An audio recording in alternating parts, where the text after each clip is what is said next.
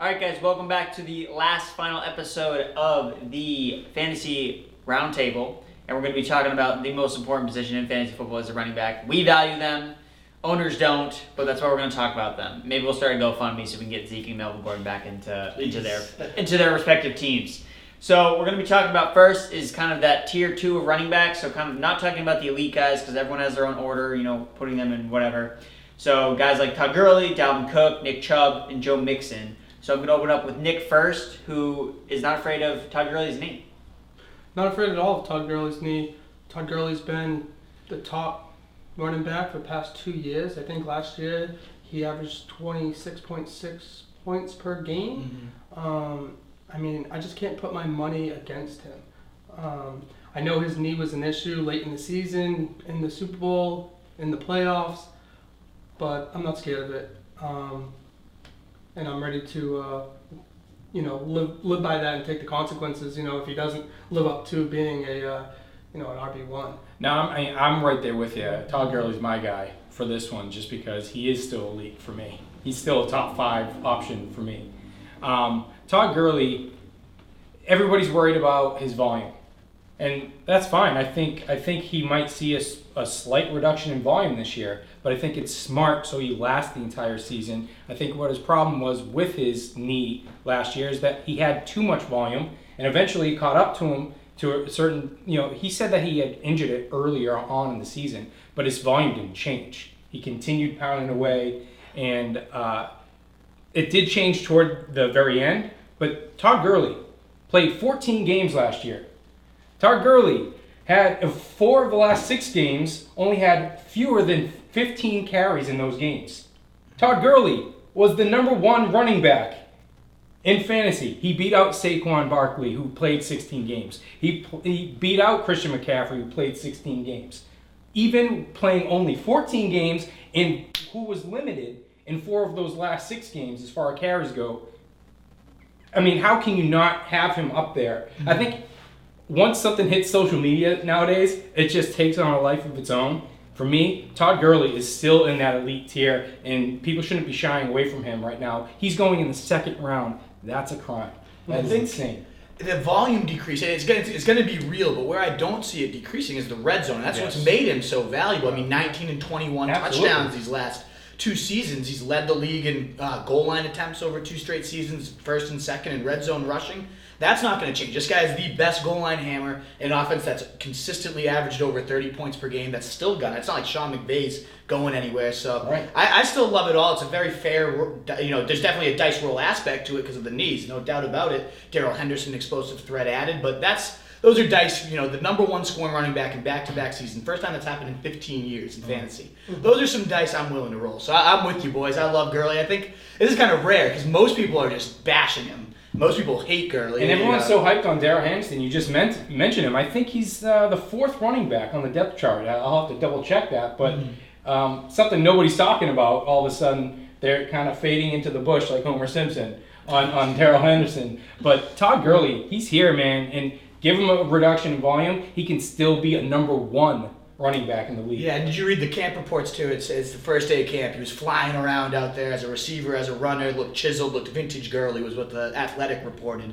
There's if he's healthy now and they're monitoring the snaps and like you said, increases his longevity and he's still getting those touchdowns. Yep. Maybe it takes a slight hit because of the volume, but I still see top 5 upside at minimum. For those Darrell Henderson truthers, even if Todd Gurley loses 20% of his workload from last year, the guy averaged roughly 1,800 yards. So if you minus 20% from that, he's still getting 1,500 yards. Yeah. So he's still, in my eyes, a top 12 pick, easy all day. I see him as making it into the top 3 this year as an RB. Yeah, Scott. I saw a really good tweet. Scott Barrett had one where it was the backfield as a whole scored like 445 points or something like that. So if you take 60% of that, even it was something like that.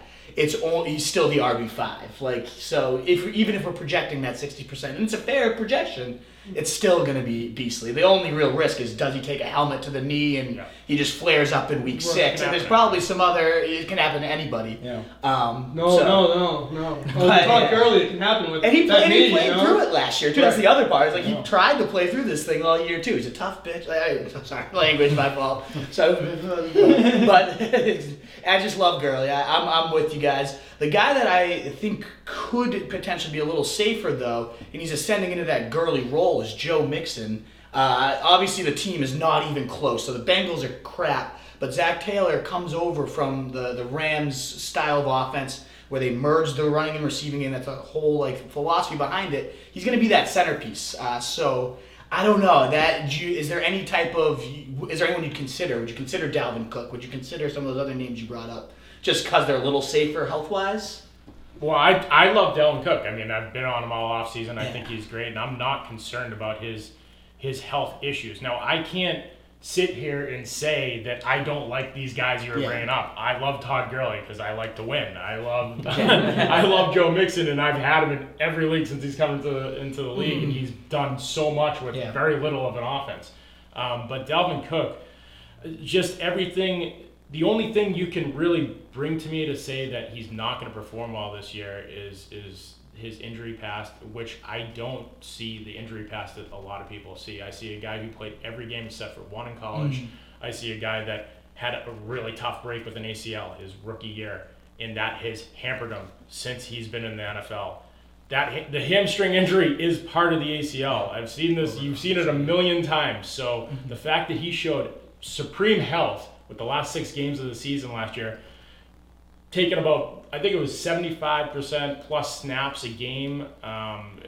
Look, that's workhorse. That's top 5 running back workhorse kind of numbers. He's going to be that guy for them. He is Minnesota's Alvin Kamara, where he is going to, obviously Madison comes in to lighten the load on the ground a tad bit for him, but I mean, this offense is going to revolve around Dalvin Cook, and I expect Minnesota's offense to bounce back in a big way this year. And Dalvin Cook, he looks like an elite talent when he's on the field. He looks like the best player on the field when he's healthy. Yeah. And that is something to get excited for. Obviously, health issues scare everybody away from a lot of things, and that's why you can get him at such a value right now.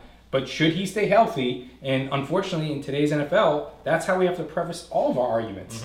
So it's not just the injury-related and the non-injury. You just say, if he's healthy, he's going to be a monster, and I believe Dalvin Cook can definitely get there. I got those two back-to-back, Gurley and Cook. It's like, which risk do you want to take? It's the same thing. So, I mean, I just because at the end of the season I saw Dalvin Cook really healthy and Todd Gurley not, I side barely on Cook, but I could definitely take Gurley. And part of that end-of-year breakout, too, was they fired John DeFilippo, or however you say his name. He's with the Jaguars now. They were the second most pass-happy team then. Kevin Stefanski comes in now, their offensive coordinator, brings in Gary Kubiak, who I've raved about Gary Kubiak for years. The zone blocking scheme that made Arian Foster a monster, Clinton Portis, but also no names like Alandis Gary and Mike Anderson ran for like 1,500 yards. You tell me Todd Gurley can't do what Mike Anderson did? Don't shun the name Mike Anderson. Sounds like a great guy. I will have him on the next show. Yeah, exactly. Mike Anderson, if you're watching. Come on over, Mike. But I mean, I think he definitely, it's made, no names, 1,000-yard rushers. It's made solid talents into elite. And I think, Dalvin Cook's much more in line with the Fosters, the Clinton Portises that ran for 2K and 15 TDs. Like that is a possibility. 16 games is obviously maybe a stretch, but if he gets them, he could be this year's Christian McCaffrey, that second-round guy that everyone's taking top 4 or 5 next year. So, we talk about Cook and, another running back, so not one we're specifically talking about because he kind of falls outside this tier, but, I've seen an argument where it's like, okay, I could take Dalvin Cook in the second round, injury guy, he's look good when healthy. That's Leonard Fournette. Bell cow guy, looks good when healthy, but I can get him later. And I guess my argument to that would be, I don't think the situation is exactly the same because, like you mentioned, John DeFilippo, so he's going from, Minnesota to now Jacksonville with Nick Foles, where they probably will throw the ball more. I do think Leonard Fournette is going to catch more passes. They don't have anybody else really to compete for pass catching, and like we mentioned with the tight end segment, there's no tight end on Jacksonville. Just Josh Oliver, who has a hamstring, and Jeff Swain from Dallas Cowboys. From the Dallas Cowboys. So like Fournette, I could definitely see they catch a ton of passes, and Dalvin Cook, there are 2 tight ends there, Kyle Rudolph and Irv Smith Jr. So, and I said I still think, I would still probably take Cook over Leonard Fournette, but it's an interesting dichotomy where you're like, why take? If I'm taking the risk anyway, I'll just take it with someone. I'll draft a receiver in the second round and draft Fournette because I could see Fournette, putting out a similar production if he's healthy to Dalvin Cook. Well, especially if his targets go up, that's for sure, because he's going to see volume. We've seen it before. Leonard Fournette can handle the workload, and he's going to get that volume. If he gets more involved in the passing game, I mean, he's a guy nobody wants to touch. Right. Well, that's what I'm saying. It seems like Dalvin Cook, everyone's like, oh, he's healthy now. Massive upside. It's like Fournette, he's healthy now. I don't know about Fournette. Well, that's what I feel like. My thing I don't know. That's what I was going to say. The Minnesota Vikings have pretty good wide receivers, right? Stephon Diggs and Thielen. That's going to open up the lanes for the running back where, D.D. Westbrook doesn't scare you down in Jacksonville. You can press those wide receivers and be closer in the box, But that is factored into the cost. That is part of why Fournette's cheaper. Right. Yeah, I definitely don't think his ceiling is as massive as some of these guys, but man, the type of volume he can see with 16 games. My one thing between Cook and Fournette is I'm just going based off it was one injury for Cook. Fournette has had multiple issues. So that's how I feel. I know a lot of people don't feel that way. Well, it's also touchdown upside as well between the two offenses. I would say Minnesota's offense is clearly better than what Jacksonville will put out.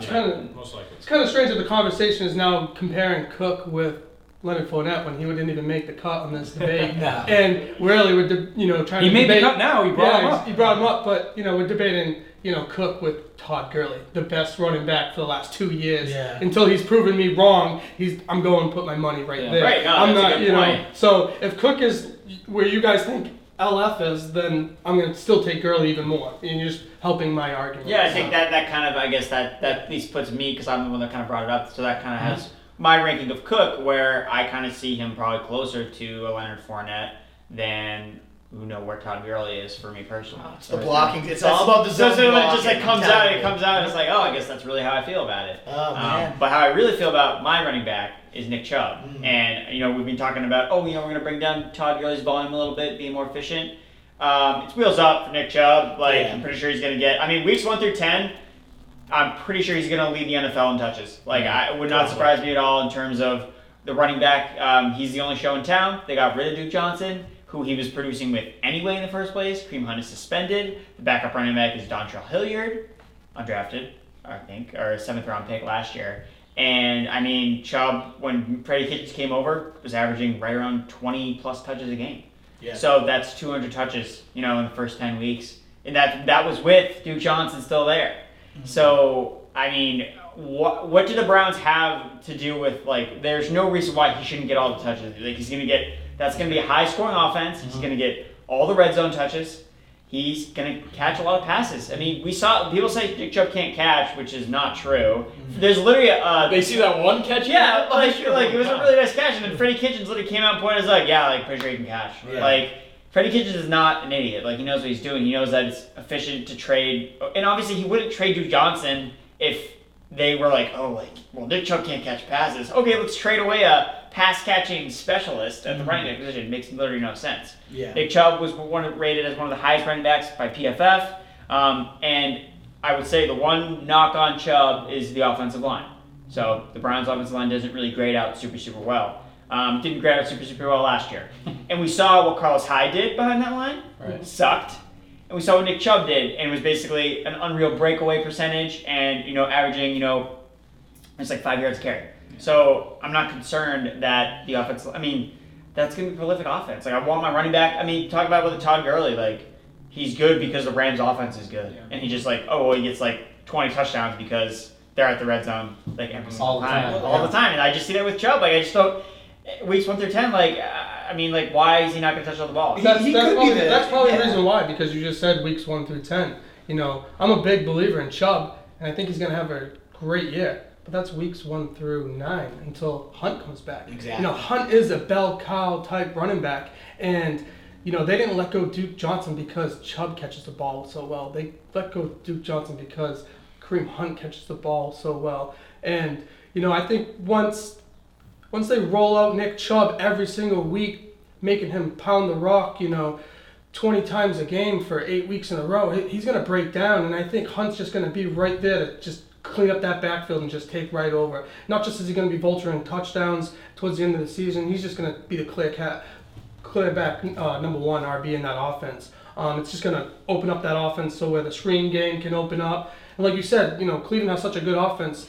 There's so many mouths to feed. And I think, with Gurley is, the best offensive weapon on that offense with the Rams, I don't feel that Chubb is the best offensive weapon with the Browns, with OBJ and Landry and all those players that they have in there. So I'm excited to see Hunt to come back. It wasn't a fluke that he, dominated for 2 years under Andy Reid. He's a perfect back, and he's a bell cow back, and I see him taking over that backfield. The worst part about when he comes back too, and that's my whole issue with Chubb. I love him. He's still in my top 17 players, but I wouldn't be shocked to see him lead all running backs in points those first 9 weeks, and then you're getting used to having this guy, just your staple of your lineup, your core, and then Hunt comes in and he's gonna be involved no matter how well Chubb plays. Yeah. He's gonna be involved as a receiver. He's great in the red zone. Like it's good. I don't know if it's 50-50 or what that split will be, but right when you need him the most in your fantasy playoffs, you're gonna get that point source. Maybe not cut in half, but definitely lessened, and that's what makes me nervous is just having that hit when you need it the most. So you mean if you drafted Todd Gurley last year, you took a hit in the playoffs? It sucked. And you were but I'm saying were you going to be disappointed that you took Todd Gurley number 1 last year? Were you sad? You got to the sorry Todd Gurley, you got me 13-0. Right. You got to figure stuff out. You might also have C.J. Anderson, a nice clear-cut backup who ran for 160 that week he was out. So there was a natural replacement. You got to be prepared, I guess. And as good fantasy owners, you should be prepared for have some bench stashes. Somebody, there's always injuries. There's going to be someone, but I don't know. You just know that's looming all season. That makes That makes me nervous. So the Kareem Hunt argument, I've been bringing this up since February, I believe, and that is my biggest worry with Chubb. Yeah. Exactly everything you guys said. But for sure, now that Duke Johnson's out, I think ideally the Browns would have loved to hold on to Duke Johnson until Kareem came back. Somewhere closer to it. They got an opportunity to trade him. So they knew that he wasn't in with the Browns this year, and they just had to cut ties with him. But so that in that aspect, it didn't work out for him, but it could absolutely work out for Chubb's value, and it does give Chubb the opportunity to showcase his catching ability. If he exceeds there, then maybe they won't feel the need to lean on Kareem Hunt as much. So I can see that side of it happening, although I do feel Kareem Hunt is a workhorse back, 3-down back. He was amazing last year, before Chiefs offense that makes every running back look amazing. By the way, that's why Damian Williams is not in this conversation because he got knocked out. Because we're afraid because Carlos Hyde is getting reps with the first team offense because anyone who plays in the Chiefs offense looks elite. And that's all I'm saying. The Browns will be this year, I think. Right, but I'm saying but we've seen Kareem Hunt. If you watch tape, Kareem Hunt's nasty. It's he makes moves on his own. It has nothing to do with that offense. I won't say nothing to do with it. Of course, it helps. But the moves he makes, he's a true talent. Even with Alex Smith there, he still was led the league in rushing. My point is, with Duke Johnson gone, Kareem Hunt doesn't come back till week 10. We're going to see an opportunity for Nick Chubb. If he excels there, that might lessen the blow of how much Kareem Hunt is involved. If it ain't broken, so that fix could, it. And that could absolutely work out for Chubb owners. And I want to just bring up, you don't draft to play for your playoffs. You got to get to the damn playoffs. Yeah. So, he's going to carry. For what he's going to Chubb is going to, you get him in the second. He can be your second running back. For what he's going to do, carry you there. Yeah. You got to get there first. What he'll do for your team in the first, over half of the season, he's going to carry the playoffs. I love him. I think he's a supreme talent. I think I put him in the same light as Ezekiel Elliott. I think he's that good of a running back. Good take. It helped good of a running back. Well, yeah, he doesn't get paid either, but running backs don't get paid. He's a heck of a running back, and I personally think it's not going to affect him as much once Hunt gets back. They're going to obviously use him. It's going to be, let's get Hunt slowly acclimated and get him ready for the playoffs because you're going to need 2 running backs when playoff time comes, when end of the season comes. But by the time Hunt's going, it's first week of playoffs probably when he's really, implementing. And you can get Kareem. You should be able to get Kareem Hunt off waivers. Yeah, 100%. At some point, I don't know. I'd draft and stash him all year. If people are drafting him right now, you're waiting until the 10th week, and then he might not even good produce payout, that though. first week though. I'm with that. I'm still with stashing I'm them with all that. year. I'm That's still worth with the that. price. You guys are gonna take away depth at your bench. I Yeah, that's for crazy. For the upside of him, You give up the shot to But he's still pick up competing Phil with Nick Lindsay Chubb. if you do We that, saw you Nick know? Chubb in Georgia sharing the rock with Sony Michel. Sony Michel was your pass catching running back. That's not going to change with the Browns. Chubb isn't going to catch all the balls. You have Kareem Hunt there. They said bye-bye to Duke Johnson for Kareem Hunt. That's why, But Kareem Hunt's still competing with Nick Chubb. I still think Nick Chubb is going to get you decent fantasy value. He's not going to get that unbelievable value without him. He'll take a hit, but I don't think that automatically means Kareem Hunt now is going to replace Nick Chubb's production. No, it won't. So you're saving a guy that is competing with a number one running back who has some upside. Trust me, I'm with you on that. I'm not a believer in drafting that. No, if somebody else wants to draft it, that's fine. I missed out. But I would rather wait on it. There is the because upside. he's going to be out for so long. But imagine he comes in, he's always fresh, no one's been hitting him, it's week 10. Yeah. Chubb's been being force fed, and if this guy's the fresher back and looking better, I could see a situation where it tilts in his favor at some point. And this is more, I love Chubb, I'm with all you guys, the talent's there, but I love Hunt too. They're not very separated talent wise in my opinion. That's why when he's fresh and ready to go, he could come out hot and the team might just kind of shift it. We'll see. Chubb was a second rounder drafted by the Browns? Yeah, Kareem Hunt was right in the third by the Chiefs. So the talent level coming out of college isn't that far off. And, I think the Kareem Hunt as a pass catcher gets blown up way too much. I mean, I don't think he's any better of a pass catcher than Nick Chubb can be. No. I don't know where that comes from. People talk about Kareem Hunt, maybe Well, Elvis because a lot of the primetime games, there's Christian that play McCaffrey, against the Patriots where he was running down the seam. It's not like you get this guy in the pattern like a Christian McCaffrey, and he's like a absolute dynamic player as a pass catcher. But he's a good. He's pass still really catcher, good though. Very good, just like Chubb is. So I think they got a great complement of backs there. I just want the guy who's going to be going for the first 10 games of the season. I want the guy that, so we're talking about, Kareem Hunt coming back from suspension or whatever. So remember, keep this in mind. So, why is Kareem Hunt suspended? Because he has off the field issues. Where is he going to be for these 10 weeks? Not in the building.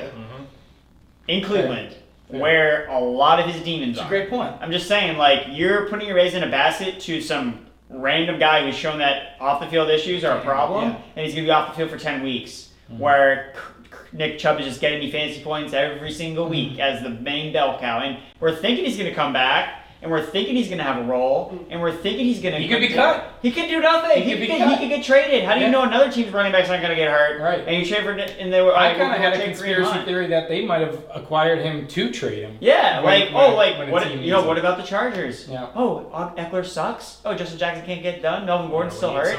Hey, we'll trade you X pick so we can get Kareem Hunt in the Chargers uniform. Right. So we need a running back. They get Kareem Hunt for such short money. I don't know. I see it kind of panning out like the Saints backfield did, where Nick Chubb, is the Mark Ingram, and Hunt turns into Kareem Hunt. Well, if it goes from Nick Chubb from getting all the touches to then turning into Mark Ingram with the Saints for the last 4 weeks, I'll take that all day. Yeah. Works for me. It's a tricky. So you all can these figure it guys, out by week 10, right? A lot of things besides, happen. this is where you find, we look at the rosters of teams that win. It's because they just stumble in. That you find running backs that stumble into third down roles. Look at Damian Williams was on when he ran roster. I remember I had a screenshot on Instagram I put. It was your winning fantasy football lines. It was Justin Jackson, Damian Williams, Derrick Henry, guys that people had dropped because they sucked all year. And this is your C.J. Anderson. This is your winning lineup right here. Right. Guys off the waiver wire. Yeah. So that's what I mean. It happens every single year. With running backs that you get in championships, you get off the waiver wire. So I want to get there first, and I think riding Nick Chubb will get me there. He's the best for those first. If that was the debate these first 10 weeks, he's the best. If there was no Hunt, I'd probably have him at 3 or 4 overall. I just think people are overvaluing Hunt. I think so.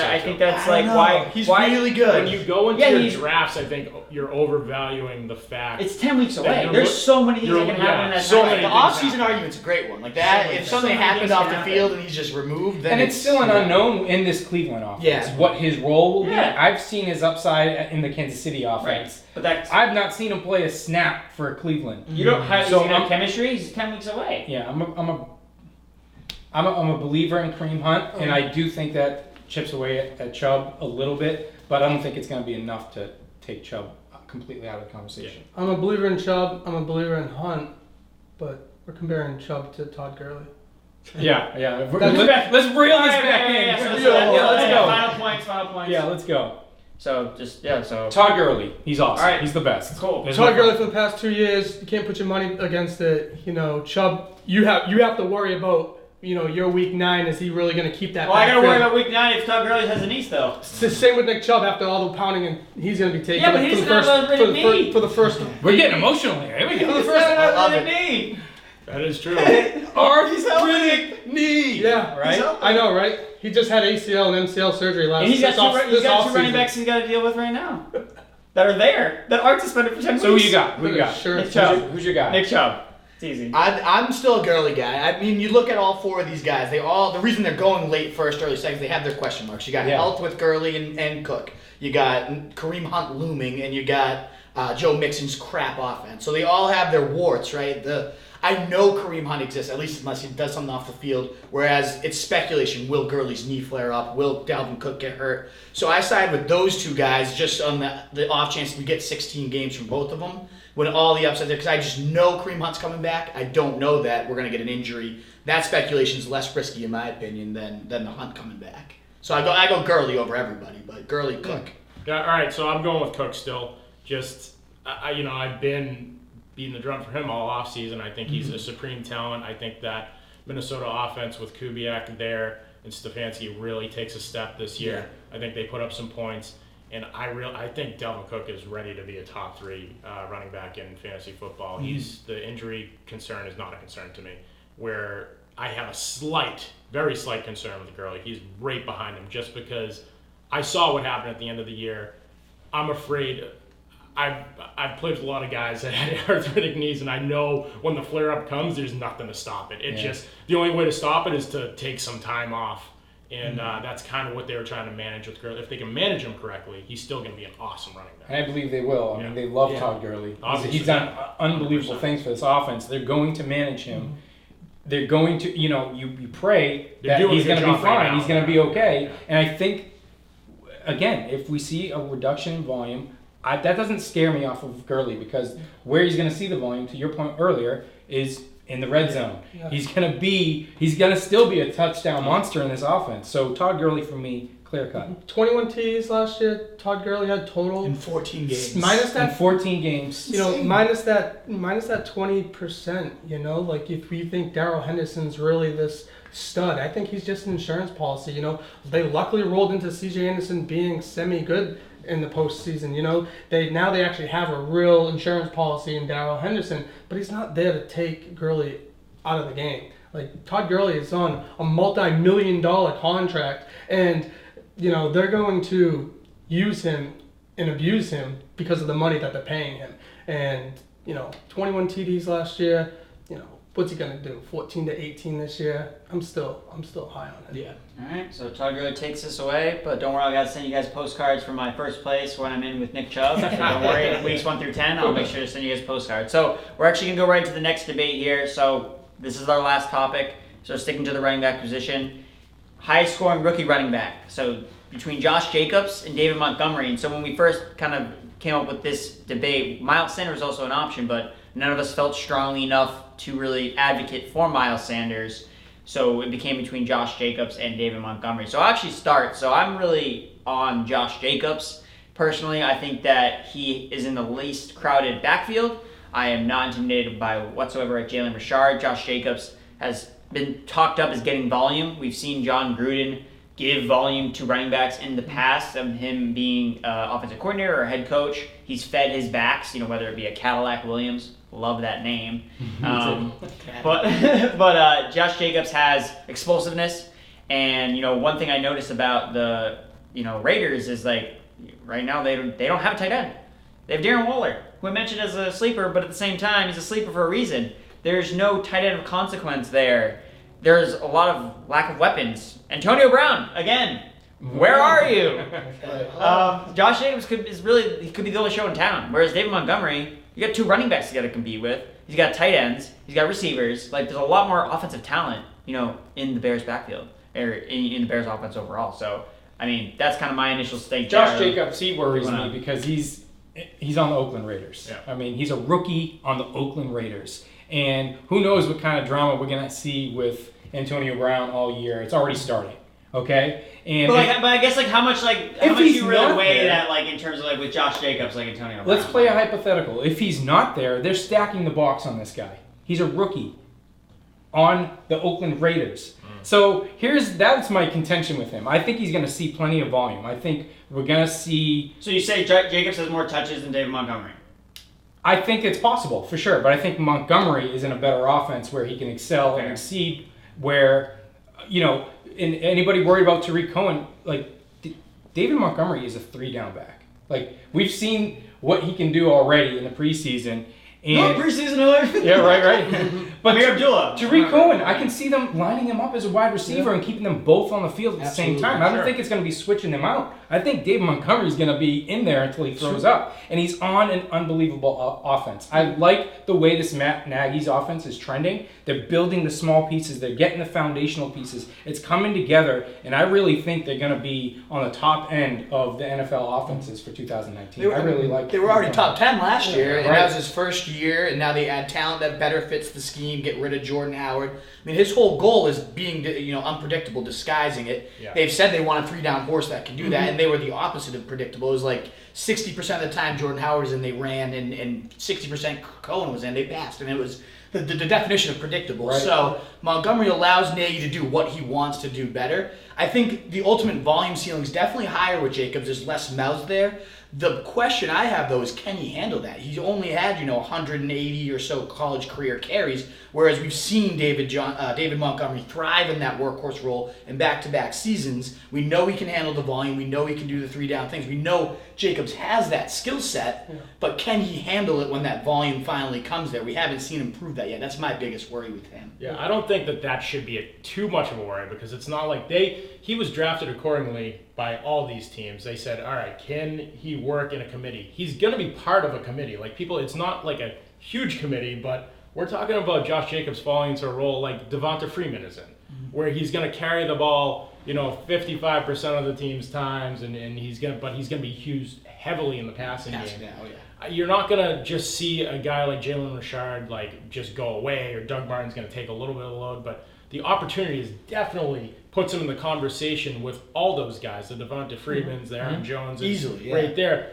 Montgomery, we're just a little unsure what that's going to be, and I love your points because I do love the Chicago offense, but I love so many pieces on the Chicago offense. I can't figure out which ones I like more. I think Anthony Miller could take a step. I think Allen Robinson is a really good talent, and he's going to play a very nice role in the wide receiver 1 for them. I like Trey Burton. I like Tariq Cohen. I like David Montgomery. Those are all receivers that you named. Exactly. Which opens things up for David Montgomery. No, but I think that is where his volume might take a little hit in the passing game, and therefore they may call more passing in the unpredictability of who gets the touchdowns. Jordan Howard had 250 carries last year, sixth in the league. He did have 250 and that's carries. Jordan Howard. That's Jordan Howard. And Tariq Cohen already said recently during off-season being interviewed that his role is not changing. Mm-hmm. They're just replacing Howard and inputting Montgomery. Montgomery is a 250 attempt back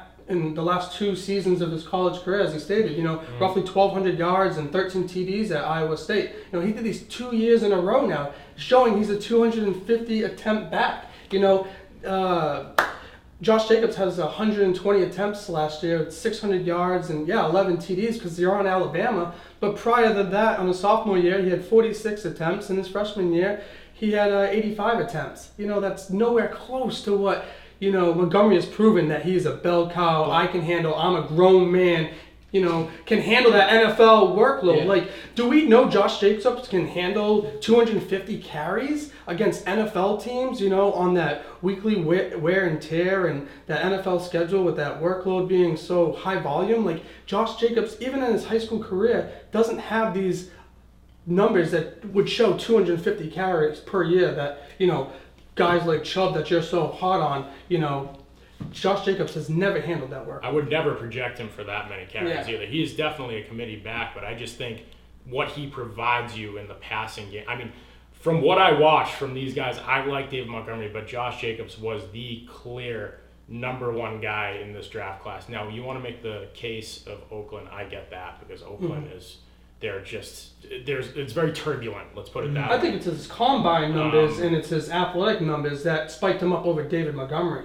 But, when it comes to, like, what he's been proven to do, like, I'm all about stats and what you did last year, and that guy had 250 carries, just like Todd Gurley had 250 carries. I'm not projecting someone to have 250 carries who couldn't handle 250 carries. Landing spot is a factor. Okay, Yeah, so 100%. that's the thing. You can like a guy more than another guy, but once you see what their position is, what their landing spot is, that easily shifts. And I was high on Jacobs as well.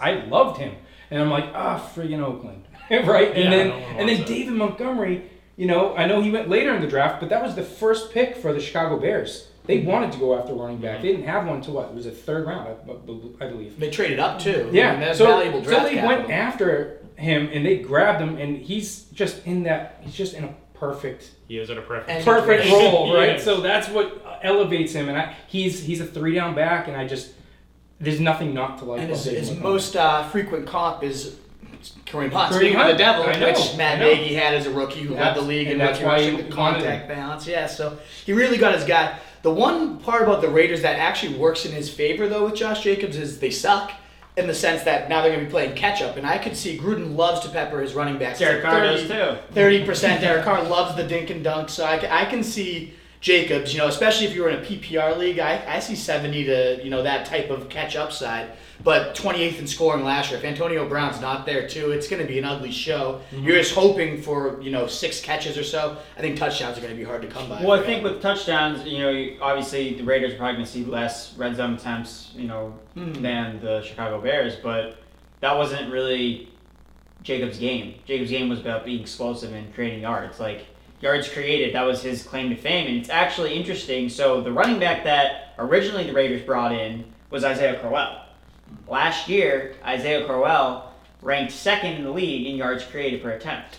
The Raiders know that they don't create yards for their running back. They know that their running back has They to need to do do it on their own. Yeah. He knows that. Like, they know. They're aware. That's why they brought in a guy like Crowell. And even last year, Doug Martin ranked 16th in yards created per attempt.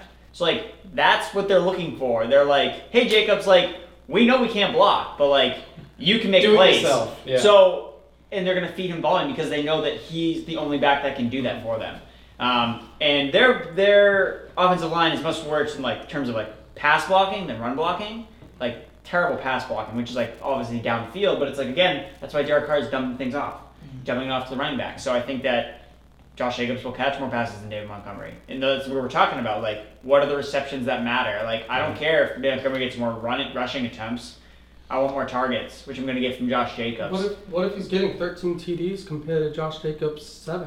What if he catches 30 more passes than David Montgomery? The other X They don't factor count here that. that we never brought up is Trubisky's rushing ability, which obviously takes away from that piece of the ground pie that Montgomery's eating from. That's where I think Montgomery is going to have a great role this year. He's just slightly behind him just because it's going to be a little more volatile. I mean, you're going to have great weeks with him, just like you have with Jordan Howard, and then you're going to have weeks you're like, oh, God, I hate that this guy's my RB2. So I think Jacobs might have just a better Also, floor. too, so we didn't mention him, but the Bears have brought in, there's another running back, Mike Davis. Oh, come on, let's stop. Hey, it. Mike No, Davis. Mike Mike Davis did a pretty good job of keeping Rashad Penny off the field. Sure, it's ballsy. Another first-round pick. It's a a- first-round pick. It's a depth. David play. Montgomery wasn't even a first-round pick. Because they didn't have one. Rashad Penny. The Well, that's fair. the Bears didn't have a first round pick. Their first round pick was David Montgomery. That's, Okay. okay, that was their first pick in the Yeah, draft. fair. And then the argument with Howard too is that the difference I see there is David Montgomery is a true 3-down back. So whereas game flow would come into play if the Bears ever got down, that's the last you saw of Jordan Howard, and they used him almost exclusively as a pass blocker on passing downs. Montgomery offers so much more that even if they're down, I see him maintaining a role, and I think he's just a really good bet for 15 to 18 touches a week. Both of these guys. Yeah, they're script proof. I think both of them are going to get a lot of touches. I'd rather take those 15 to 18 in the top 10 offense behind the top 10 line rather than the 26th overall last year. I mean, I wouldn't say that they're game. I mean, if I'm the Bears and we're down by 21, I want Cohen. They're both going to be in. That's what I see. I think true running backs. I don't see them running but exclusively two-back sets a ton. Not two back, like he doesn't have to line up as a back. Unless you can line up as a and how often are they going to be down too? Think about that defense. That defense don't you see the Bears? I see the Bears being being the defense that doesn't have Vic Fangio anymore. Is the you mean the defense that's most likely to regress in 2019, like Jacksonville? They still have so much talent. Like I'm a big coaching believer. I am. I love coaches. I can see how this vote is going to go. We already know. Yeah. What do you got, Bob? What do you got, Andrew? Let's go. All right, so I'm going to go with Josh Jacobs. Shocker. Yeah, I'm Montgomery. No way. Very close though. Very Jacobs. Close. Yeah. I'm finally part of a vote that is actually going to win this one. David Montgomery. Nice. What do you got? I got David Montgomery as well. I mean, like you stated, Bears.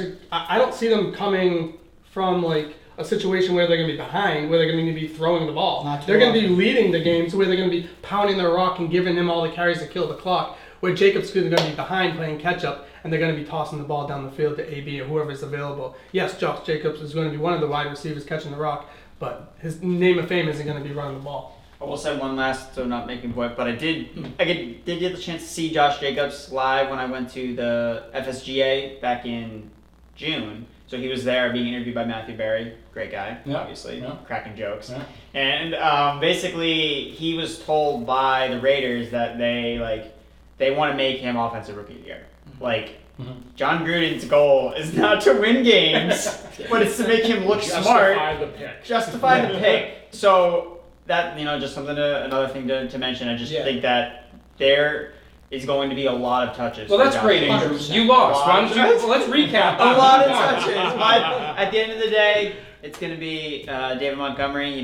Obviously these guys watch the preseason game, so that's influencing them. We haven't seen Josh Jacobs out of the preseason. Watch him on balls tonight. Watch him on Hard Knocks. He'll go up in the ring because they can't show Antonio Brown because again, we don't know where he is. So that's gonna wrap us up, guys. So appreciate you watching all the episodes. Please let us know what you think about them in the comments below, and hopefully, if we get good feedback, we'll do this again. So thanks again.